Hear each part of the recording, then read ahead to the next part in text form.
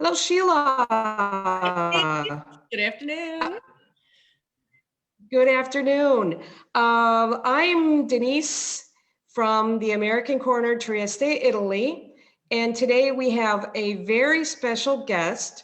Our guest is Sheila Weir, and she's our reps. And Sheila is at the US Embassy in Rome. And she's going to tell us what a reps is actually.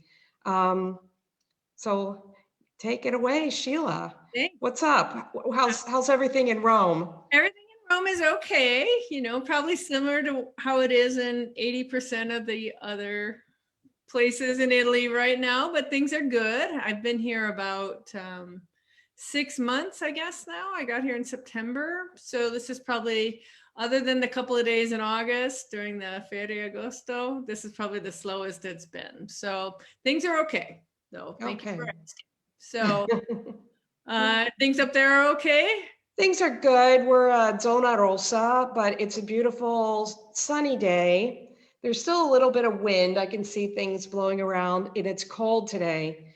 I bought a basil plant because I was very optimistic, and I put it outside. We have a yard, but I thought I'll leave it on the windowsill, and it's all frozen because it goes down to 0. So I think we're gonna have pesto for dinner tonight. Oh yeah, that's a good idea because it doesn't freeze very well. Yeah, I'll wait a couple more weeks before I buy more plants. Well, this weekend I also went to the Vivaio or the garden store, and I said, so I can just plant these seeds outside? And he said, wait another week. He said, yes, it's not good enough to do it. It's and I couldn't believe how cold it got because everybody told me 2 weeks ago, spring is here.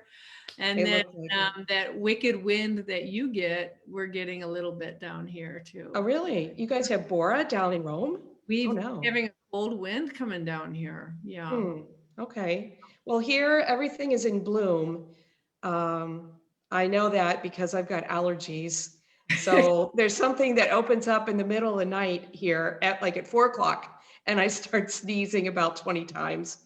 Usually my husband doesn't even notice it, but I don't know if I ever told you that I've been to Trieste. You have. 15, 20 years ago, maybe a little longer. So I have fond memories of. Good. Is it going to, what's it called when you go out of town and you go eat like at Agriturismo Sfizza or Sfizza? Osmitza. Oh, really? Osmitza. You went to Osmitza where you had just like wine and ham and hard-boiled eggs and stuff? Really? So you're practically a Triestina. Oh, practically, yeah. When food is concerned, I can adopt anywhere. Well, unfortunately, the Osmitzas are closed right now. Plus, they're only open 8 days. Total? Well, you have a period. Osmitza means 8, and it's an old thing from Maria Teresa. And these private homes could open up for 8 days. But the rule is you have to serve your own production of wine. And it used to be all of your own ham and sausage and stuff. Now you can buy a percentage of your ham and salami and eggs, but your wine should be yours. But the days is different at each place. It's not all at the same time. No, it's not all at the same time. And a lot of people have it in their garage. It looks like your garage. Some people have made fancier places. It's almost like a restaurant. Like a lemonade stand in your garage, but you sell the. Yeah, you sell that, and your grandma's making hard-boiled eggs and cutting prosciutto in the back. I remembered it was fun when we went. I think it must have been like April, May. Yeah, you have them April, May, and you have them again in the fall. So when you come, we'll have to find you a good Osmitza. Okay. Definitely around that. All that was way before I was a reps, though. That was in my life. So that's when I, traveling and before I went to library school. So I have a. You went to library school. Yeah, so you're that's probably a good library start. Library science. Wow. Yeah. So where are you from? Originally, I'm from north of Chicago in a town called Rockford, Illinois, which at one point was the second biggest city in the state of Illinois. very industrial, had a lot of manufacturing there. But then after college, I moved to Seattle, Washington, Oh, which is one Washington. It's the state on the West Coast, as you probably know. And then more recently, I've been from Washington, D.C. okay. So how long have you been in the State Department? I have been in 15 years ago this week is when I started. I'm celebrating my 15th anniversary. Oh, okay. I was what you call a late bloomer to the State Department. So I started a little late compared to most people, but I started as what we used to call an information resource officer. Now it's called a REPS, the Regional Public Engagement Specialist, but it's a kind of cool, very unique position where there's a very small core of us. There's about 25, 30. And previously, it was required to have a library science degree to have this position. Mm-hmm. And Oh, not anymore. Not anymore. They've expanded it. Now a little bit more social media and communications and public relations. But it was ostensibly for many years a part of the diplomatic corps as a specialty, where we as librarians would come in and we would support American centers or American corners, like the Great American Corner in Trieste, and help manage them and run them on a regional basis. So they figured the department, information is the key to democracy. Access to information is the key to democracy. So when the American centers and American corners concept was created, it was to provide public with access to information. Like here in Italy, maybe it wasn't, access to information, maybe it was already there, but in many countries, access to information had been limited. And so you have an enormous territory too. Yeah. So all of us have a really big, I call it portfolio, but territory probably makes more sense. My territory spans from Portugal all the way to Armenia and Azerbaijan and Georgia. So I say I have a crescent, but I have like this southern crescent of Europe, but I'm based out of Rome. And many different languages in that area too. Mm-hmm. Yeah, fortunately, almost everybody speaks English, so that's good. But I have Spanish previously from my previous post. So here I'm posted, in Rome, have this portfolio, but I've served also in Bogota, Colombia, where I worked in Ecuador and Venezuela. And I also was in Europe before in Frankfurt, where I served up in the Baltic. So I was based in Frankfurt, but I went to Latvia, Lithuania, Estonia, Switzerland, and then also Turkey and also in Nairobi. So I've had like I'm not Nairobi. Turkey. I meant, I don't know why. Turkey and Nairobi, but now you've got Turkey again. No, right? I didn't. I did not mean to say Turkey. I meant to say Tokyo. As soon as it came out of my mouth, I said, that's not right. I don't know what I'm talking about. I'll tell you what I think the reason that Turkey was in my head is I saw this video.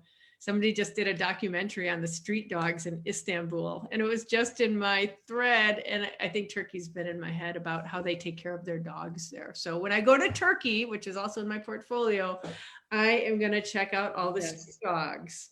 Because I hear they're. Have you been any place since you've been in Italy? Have you been able to visit any place? No, I mean, I have not professionally. So I have personally. There were, as you know, as everybody knows, it's kind of been up and down. And in Lazio, we've been fairly open for the most part. This is actually my first days in red zone because I'm traveling when we were in red before. But I have had the fortune of traveling all over Lazio. I love Lazio. I want to make t-shirts that say, I love Lazio. I love Lazio. Because it's such a, I don't know, I kind of consider it like a secret treasure because so many people just go to Rome. Right. And you're 30, 40 minutes away from beautiful countryside, great food, great wine, great mountains. Yes. Yeah. I've been snowshoeing, I've been mountain biking all over Lazio, and I've also went to Abruzzo one time to to see the Giro d'Italia. I went to Oh, see the very, yeah, very rainy. it was in the fall this year. Giro d'Italia is Mhm. usually in the spring. So maybe you will see another Giro d'Italia.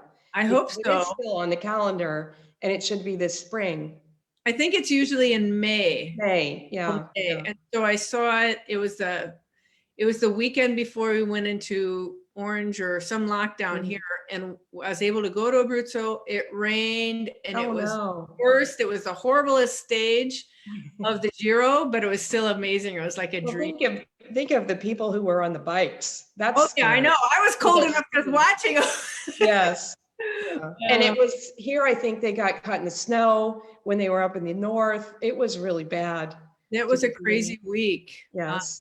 But it was happening very close to where my grandparents were born. So my Where's grandparents that? are Abruzzesi. So Okay. they're from town Scontrone, Villa Scontrone, near Castel di Sangro, that area. Very, very small I didn't town. know that, but it sounds beautiful.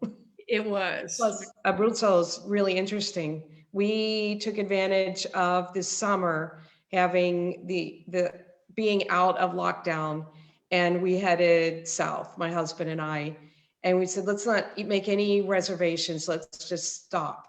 So we just stopped where we liked it, and we ended up in Abruzzo, and then we went down to Puglia. And Oh, I hear it's so beautiful. yeah, we found the coolest places, and there was nobody around because we went in the beginning of end of June, beginning of July, and there was nobody around. So And people, only Italian was spoken. yeah, I Italian imagine. tourists, so So at that time, people hadn't started traveling around Italy yet, huh? no, nobody. Yeah, Nobody. it gives you a little bit of freedom because even on the weekends that I was just in Viterbo, and really the week before, I was like, I think I'll go to Viterbo, and you have availability. Taking a lot of precautions though. I'm taking as many precautions as I do when I'm home. I'm outside, not going to museums, not going to indoor restaurants. So, but it's no different than it was for me.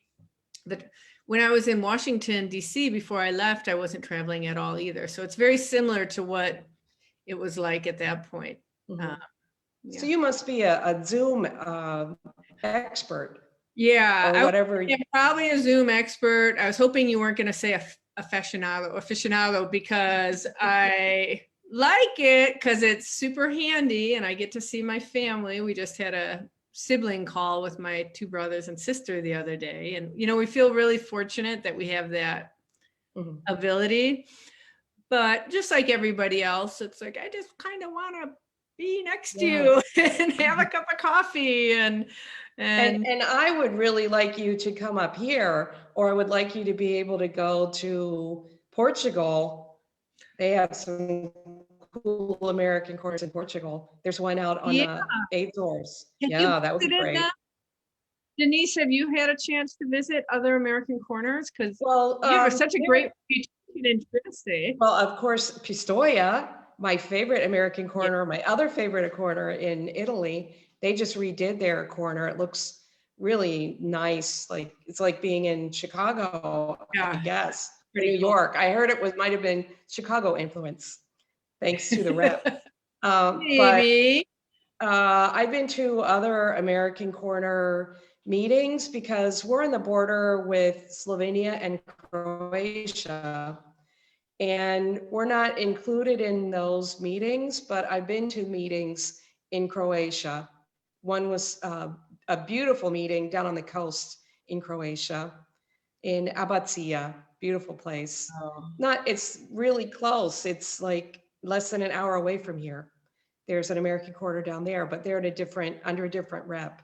Right, so but I know some of those. It makes more sense. The affinity there is it's the closest place that you could. Yes, there's an American corner in Rijeka in Croatia, which is along the coast, less than an hour away from here.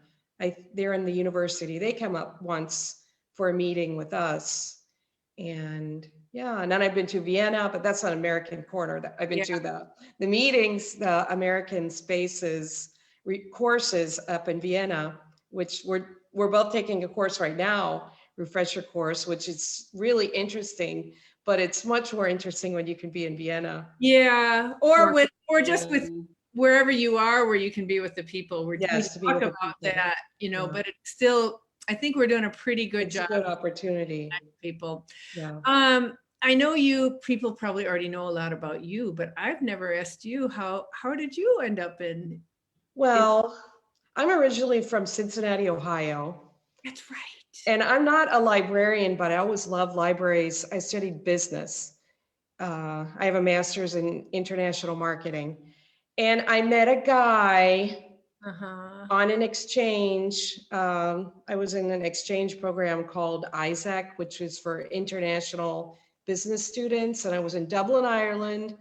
And my husband from Trieste was in Dublin, Ireland. And I was working for an agricultural bank, and he was working for an auditing company. And then he came to the US, always with this same exchange group. And then his friends found me an internship here in Trieste with Ely Cafe. And I should have stayed here for 8 weeks.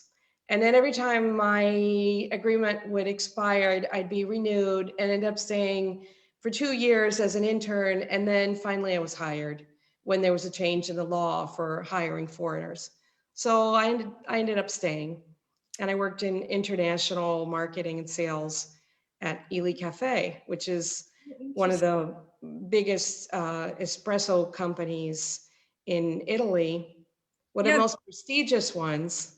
They have Ely cafes, actually Ely like branded cafes, at least one in Washington, D.C. Yes. On M Street. I think it's on M Street, 19th or something. They're a little bit all over. In San Francisco, on Fisherman's Wharf, I saw one, but they're a bit all over the place. And the thing in the States, they were like in the best hotels and restaurants. Yes, it's associated with a hotel. You're so still doing Ely marketing. Whenever we went someplace, we had to stay at the Ely Hotel, like the hotel where they served Ely, which is always super fancy. Yeah, you can't complain about that. No, but sometimes you overdosed on coffee, because we would maybe go to Greece. Greece, during those years, every corner had an Ely cafe, the sign up for Ely. And they would say, oh, this is Denise Tecchio from the home office. You would go with a salesperson, and they would make you coffee, and you say, oh, thank you. And one day I drank 15 coffees in a day. And I thought, oh my God, I couldn't sleep that night. That was like one of the first times. But in the office, you take the coffee and put it in the plant, just like, oh, you can't. Because they're like watching you and saying, oh, and you have to say, oh, that was wonderful and beautiful crema on that and the right temperature. And right. So in the office, you could drink as many coffees as you wanted a day. And I would they've changed it a bit now, but you could go behind the machine and actually make your own coffee. Now they have an official barista. Okay. There are espresso like coffee machines for the office all over the place. So when I left Ely, when we adopted our kids, I can't drink all that coffee. I won't drink all that coffee anymore. But I had terrible headaches because I was used to drinking like 5 a day. And so it was caffeine headaches. So I cut back to just 2 a day. Well, I know exactly. And one after lunch. I know exactly. Once in a while, I have 3, but more than that, I can't do. But I still drink Ely. I love Ely. Anyway, I moved here and ended up working for Ely for 15 years. And then when we adopted our children, I left Ely. And I've been with American Corner for 10 years.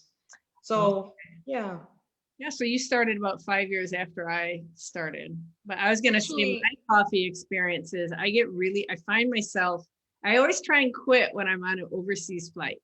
So I'm like, okay, I'm on a flight for 2 hours, and then plus the 2 hours on either end. That's practically 24 hours. I should quit, and not drink it. And then I get to where I'm at, and I find myself being really kind of like sad and kind of like I'm watching movies and I'm crying all the time. And I realize it's because of lack of coffee. Well, you know what? On planes, I drink the coffee on the plane, even if it's bad. because I know that if I don't drink it, I get the headache. Yeah. And it's better to drink bad coffee on a plane than get a terrible headache on the plane. And Anyway. that's true. But I use it as an excuse to quit. Once a year, I'm going to quit coffee. And then that lasts for like, Does it work? huh? Does it work? How No, long it does that sure work? works. But every year Yeah. I like try and set a goal. Okay, well, you'll have to come up here and we'll have some good coffee together when you Yeah. visit our space. And we have lots of plans for you. Osmitza, I don't even know if we'll take you to our American Quarter, but she'll go to You can Osmitza tell me and about we'll go to show me pictures. bars and it'll be a good culinary diplomacy trip. Yeah. Okay. That is the benefit of my job. I get to see and meet some amazing, amazing people, like probably the best people that the department and the embassies get to work with, without a doubt. So, Okay. Well, let's see. Oh, I have an important question. Since you travel so much, except for these past 6 months, how many frequent flyer miles can a rep build up over? You must have like several different companies, though. I have several different companies and I keep a spreadsheet of all my frequent flyer miles. I mean, I know one of my companies, I probably have 200,000 miles, which isn't Wow. huge, but Where can you go with 200,000 miles? oh, you can take a pretty good trip, but I haven't even looked at it's been a year since I've even booked. I've booked a couple of flights, but it's been like a massive change because normally I'm traveling like at least every other week, which is exhausting. So now I'm like, what do I do with all this free time? What I usually use those for is like something. I still fly, always fly economy because I'm still very frugal and cheap. But I'll be like, you know what? If I'm in the States, some friends are going to Montana. And even though I live really far away, it's a 40-hour drive to get there. I'm like, Yes. I'm going to use my miles. That's what they're there for, are for these like bonuses. And I use them to treat myself to something that I normally wouldn't. Yes, definitely. A flight to Montana is well worth it. Oh, isn't it? Drive. My son lives in Montana, so I know. Oh, okay. Yeah, and it's hard to get to. So I usually pick those places, really, or Moab, Utah, which doesn't really have like a good direct flight that you can never get a cheap flight on. And I use it for that. And I'm like, I'm going, I want to see you. Because I have a lot of friends still out in the Seattle area. I tell everybody I grew up in Chicago, but my formative adult years were in Seattle, where, I really kind of came to be with a lot of good friends out there. Where's your son? My son lives in Butte. Oh, that's not far from where we go. We go to Lincoln. You go to, okay. Yeah, he used to be in near Kalispell, near Glacier. He was actually 7 miles from the border with Canada in a place called Eureka. That's really far up there. Yes. Yes, it's very cold there. I think the snow will stop the end of May and it will start again the beginning of September, maybe mid-September if you're lucky. You have a long summer. So I imagine Trieste to Butte is quite a haul. That's a lot of flights. It is, because there's no way to get there. Even Cincinnati is hard from here. You have to change in Detroit or Atlanta or wherever you go. But Cincinnati, like they have a really big Italian community in Cincinnati, don't they? They have a German community, a huge German community. It's the biggest Oktoberfest in the United States in Cincinnati. Okay. Yes. So there's also an Italian community, but German is bigger. There are several German societies there, and they all have their own summer festivals and stuff. So yeah, the whole downtown becomes an Oktoberfest. So. Oh yeah. Well, I don't really know Cincinnati. I've driven by it, but when you talk about frequent flyer miles, like here, they're important, but really in the States, because the distances are so far, you don't have another option. We go up to our cabin. We have a cabin up in northern Wisconsin in Lake Superior. Oh. And if I drive there, it's 20 hours. Like I drove at Christmas. From Chicago, it's 20 hours? No, it's 20 hours from Washington. From Washington. but it's a Okay. good 10 Yeah. hours from Chicago. And then, and that's a haul, but if flying, it's like Yes. That is- 7 hours door to door, and you aren't like The Right. Walking Dead when you get out of the car, because you're just Well, actually, the other day, there was this interesting webinar on Transatlantic Thursdays, which was about the walkable city. And it was so interesting. It was, there was a famous architect. His name is, I remember his name because it was Speck. Speck is food. So I remember. make it right. It's a Yeah. So, and he was talking about his work about walkable cities, and he actually said Portland, Oregon, is one of the top walkable cities in the U.S. Actually, the first one is New York. I was gonna wonder if it was New York, or I think New York. Washington D.C. is incredibly walkable. Washington D.C. is amazing to me. They have wide And sidewalks, and and the next walkable city in the future is going to be Tempe, Arizona. It no seems strange to me, though. He said they've designed a whole bicycle track and eliminate cars, and but I don't know how that will work, because I did my master's in Arizona in Phoenix, and in the summer it was so hot. So Yeah, I don't know how many people are going to be biking around. I Tempe, was Arizona. wondering about that. It's kind of In a the car spring and comfort. winter, it's okay, but the summer it's so hot. What You do have you to have think is the shaded what do you think is bicycle path. well, that's a good idea if they're also planting the trees, right? Yes. To keep it shaded. What do Yes. you think is the most walkable city in America? Ah, And from your experiences? from none, because I never lived in New York. My family lives out in the woods in Cincinnati, so to get anywhere you needed a car. And in Arizona, you couldn't absolutely not walk any place. In Yeah. Phoenix, I've never been in a walkable city that I could live in the United What States. about in Italy? What do you think is the most walkable city? My city is great for walking. I can walk everywhere Okay. from here. And if I don't walk, I can catch a bus from downtown. I'm 5 minutes. If I don't want to walk, in 5 minutes, I'm out at the beach. Or in 10 minutes, I'm up in the Carsol in one of those great Osmicas. In 10 minutes, I can go to Slovenia. I can go anywhere with the bus. And from the Osmicas, all you have to do is walk down. So you don't have to walk back up. Yes, it's better that you walk instead of drive, actually, when you go to those places. Yeah, I thought Trieste, and it's not super, super hilly there. It right? is really hilly. Oh, it is really not a bike city. Okay. No, it's not a bike city. Now there are a lot of electric bikes, e-bikes here. A lot of people have them, but it's not really like a flat city where like Parma or Bologna, where you could just bike around all the time. Yeah. You can't. And Rome isn't that. Rome has hills, but it's not, there's only a certain hill number that are kind of hard, I would say. But the problem here I find in Rome is just the sidewalks are difficult. Right.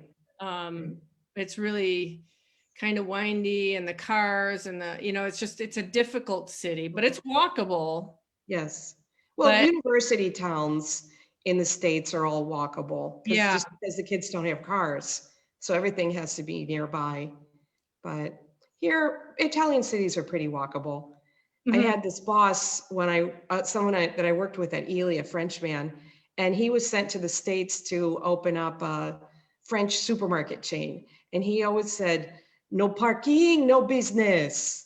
That was his phrase. Like here you can walk everywhere, but people still want to take their cars and there's no parking. So that's a problem. Parking is always a problem in Italy.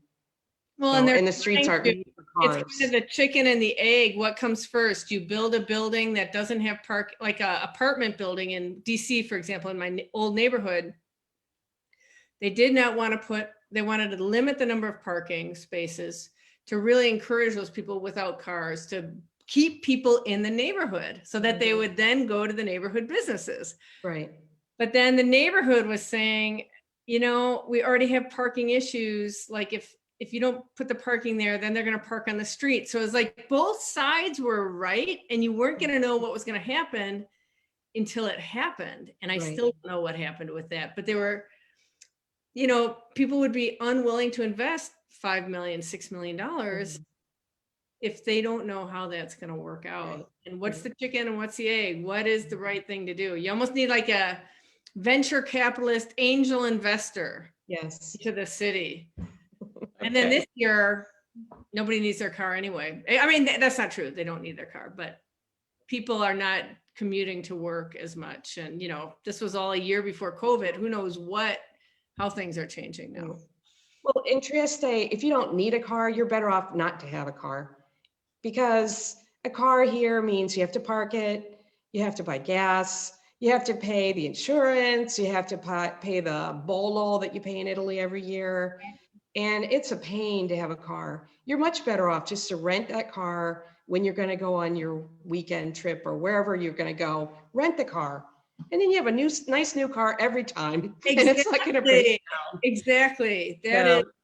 We have my old car. My husband said, you know, we should really change this car. You need a new car. I said, I hardly use the car anymore. Well, my daughter's doing a driving class right now. So I said, and in any case, I don't even want to change that car as long as she's learning how to drive. I'm not even going to consider it. And in fact, he's the one who goes driving with her, not me. Oh, okay. I can't take it. You He's can't. he's already practically bald, and you can't say he's got white hair from driving with her, but I think he's lost more hair since he's been with her in the car. Anyway. Yeah, I have volunteered to teach my nieces and nephews, because I don't have kids, or my friends' kids, how to drive stick shift, because there's so few people in the States who know how to drive manual. But we were taught a very rare, I would say a rare American family who was taught how to drive manual cars. And it was all because my father was very frugal, and manual cars cost less and they cost less to repair. So we were going to learn how to drive manual cars. And, you know, and it's almost now when you meet people, another American who knows how to drive a manual car, you kind of lock eyes and you're like, we can go on a trip together because we can drive each other's cars. Okay. Well, I think we've gone over our time today. This is so interesting. I enjoyed talking to you. Thanks. And I want to meet you in person. So looking forward to when you can come up to Trieste and when you can get out of Rome and visit all those other cool countries. That Well, thanks for having me, Denise. Thank you. It's really fun. This has been a great Zoom call. Okay. Regular. We'll have to do it again. I would love it. So have a good rest of your afternoon. You too. Thanks. You too. Thanks. Okay. Bye-bye.